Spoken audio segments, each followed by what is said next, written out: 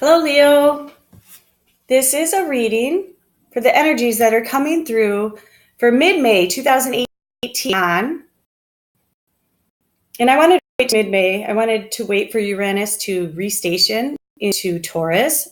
So Uranus is now in the second house of Taurus for approximately seven and a half years. And this is introducing a whole new kind of energy. This is a global energy, but it certainly applies and will be felt by people individually, depending on where, especially Uranus falls into their chart, what sign, what house, and it's going to focus on what is it that we value, what is it that we hold close to our heart, because that's where we're really going to feel this new restationing of Uranus. It's going to it's taking the spotlight off of self, where it's been for the past 7 or 8 years. And Leo has felt that. It's been a challenging year for many Leos dealing with themselves, dealing with, in particular,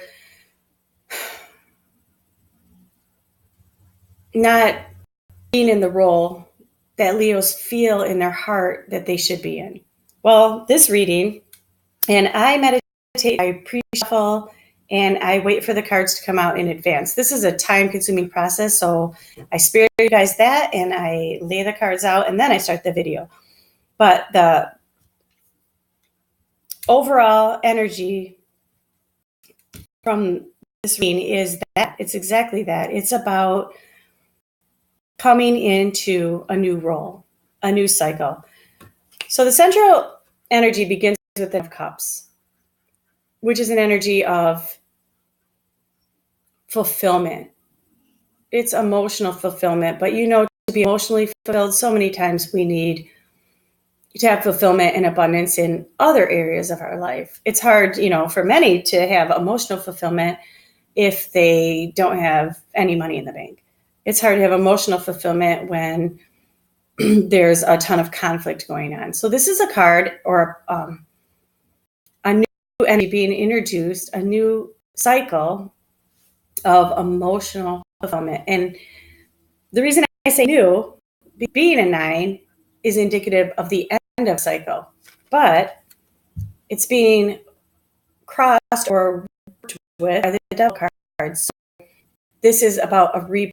This is about newness, freedom from this bondage into this new cycle.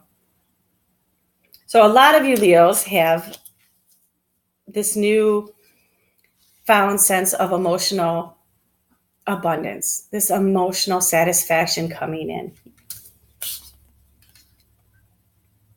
Now, in the focus position, we had 2 cards pop out, and they are such similar cards. So we have the Emperor. If this isn't a call to leadership, then I don't know what, because these two get things done. We have the Emperor. He is the embodiment of all the kings in the Tarot. And he is the King of Pentacles, which is the master of the material realm, the earthly realm. And with Uranus just coming into Taurus in the house of values, which is not, which certainly includes money, Leo has the Earth King come in with the Emperor. This is a call to step up, Leos. This is your time to shine. This is your time to lead. In the recent past, you have the Strength card. This is a Leo card. This card is not just about having the strength to overcome things, and we certainly, Leos have certainly had, as I said, a tough cycle dealing with self. So this card isn't just about having the strength and successfully, victoriously navigating that and coming through on the other side. Look at how sunshiny and bright this card is. But this card is about its reassurance that you have the strength and skills. You possess that. You possess what is necessary to step into this new role of leadership. For sure. Now, in the actual strength position is the High Priestess. The High Priestess is the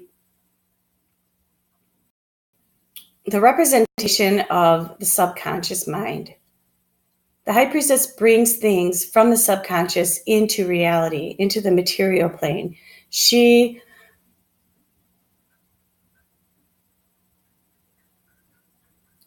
understands duality, of course. You see the pillars on each side, but she understands that the wisdom that comes from the lessons of duality. So again, if it's been a challenging 7-year cycle, then you should be at the point where you recognize, where you can acknowledge and understand how we need both good and bad, how we need both ugliness and beauty, how we need light and dark, to truly appreciate and be grateful for the wisdom that is achieved by experiencing both.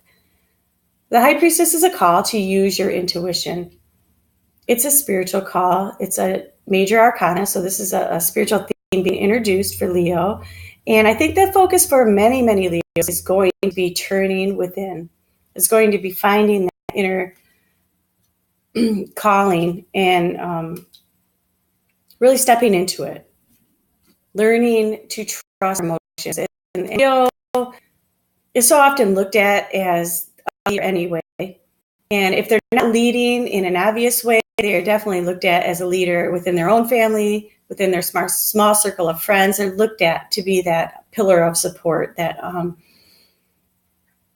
representation of strength and calm. Leo is a fixed fire sign.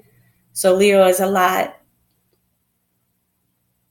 like that stable fire. You know, once you have the initial blaze of a bonfire, that stable, hot, burning fire, that's Leo. And a lot of people they're drawn to that fire. Of course, it's what's more comforting than sitting around a well-established, steady, warm, beautiful fire. Crowning this reading is the Two of Swords. The Two of Swords, to me, is the companion card to the High Priestess. They represent so much of the same thing. There's that balance where the High Priestess is a card of spirituality. The Two of Swords has the divine watching over and looking over this woman as she sits bound, well, blindfolded, but she sits serenely on this bench. There's calm seas behind her. She's not blind. She is trusting her inner intuition, her third eye, you might say, but she is perfect serene in this picture. She has balance. Those swords are perfectly balanced, and this is what Leo is being called to do. This is a strong, strong energy coming through in this reading, that pay attention to your intuition and find that balance, Leo. And the advice position is the Empress, and the Empress is the female counterpart of the Emperor. So again, we have this duality. We have this perfect balance.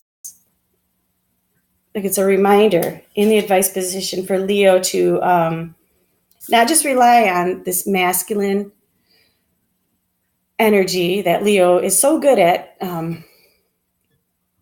relying and projecting, relying upon and projecting to others. But and it's certainly been needed through this last cycle.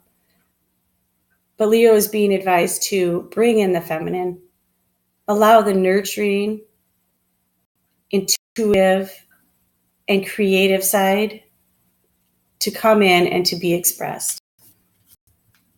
The things to do, Leo has the Queen of Cups.